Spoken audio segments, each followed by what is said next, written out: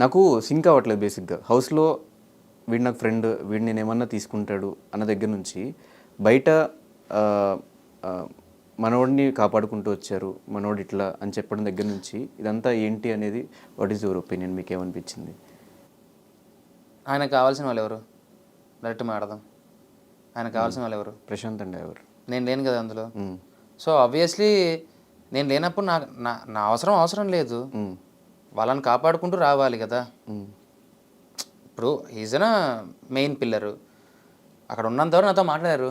బయటకు వచ్చిన తర్వాత ఆయన చెప్పాల్సిన అవసరం లేదు అలాంటి మాటలు. నిజంగా చెప్పాలి అంటే ఆయన ఎందుకు చెప్పాడో నాకు అర్థం కావట్లేదు అలాంటి మాటలు. దాని గురించి నాకు కూడా ఎక్కువ మాటలు అనిపించట్లేదు. అంటే మనుషులు ఇలా కూడా ఉంటారా? తేనె పూసిన కత్తులు అంటారు కదా, అనిపించింది నాకైతే. ఎందుకంటే లోపల అరే నీ మీద నాకెందుకో మంచి ఫీలింగ్ వచ్చిందిరా, పాజిటివిటీ వచ్చిందిరా అన్న ఆ మాట అన్నప్పటి నుంచి I was so much badly connected to అన్న.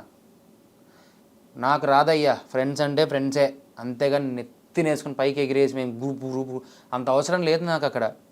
నాకు అంత అవసరం లేదు అక్కడ. నాకు అన్నతో చాలా మంచి బాండ్, చాలా మంచి ర్యాప్. ఏం పంచులు వేసుకున్నాం మేము అన్న, అసలు ఎవరైనా తగిలారా మాకు? అక్కడే మా అందరికి డౌట్ వచ్చింది. మీరు ప్రతిసారి శివాజీ గారు ఎందుకు వాళ్ళిద్దరికి సపోర్ట్ చేస్తున్నారు, మాకెందుకు చేయట్లేదు, నాకెందుకు చేయట్లేదు అని పర్సనల్గా నువ్వు కూడా చాలాసార్లు మాట్లాడావు బ్రో.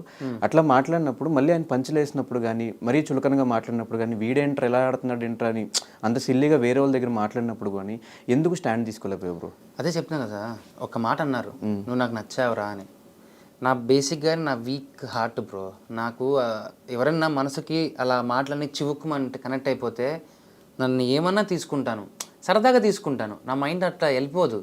వాళ్ళ మాట వింటాను, అవునా అన్న ఏదైనా చేస్తాను. అది ఎవరైనా సరే, అమ్మాయి అయినా అబ్బాయి అయినా, నాకు ఆ చివుక్కుమన్నారంటే అయిపోయింది. I can close to them.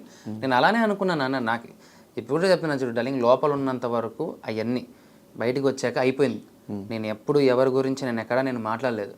ఈరోజు నేను మాట్లాడుతున్నానంటే నా గురించి అందరూ మాట్లాడిన తర్వాత నేను మాట్లాడుతున్నాను. అందరూ గుర్తుపెట్టుకోండి, నా గురించి అందరూ మాట్లాడిన తర్వాతనే, అన్నీ చూసిన తర్వాత నేను మాట్లాడుతున్నాను. అంటే ఏంటి, నా గురించి ఎవరేమన్నా అనేసినా సరే నేను నోరు మూసుకొని కూర్చోవాలి. మీరు నన్ను అన్న మాటలు మాత్రం నేను తీసుకోవాలి.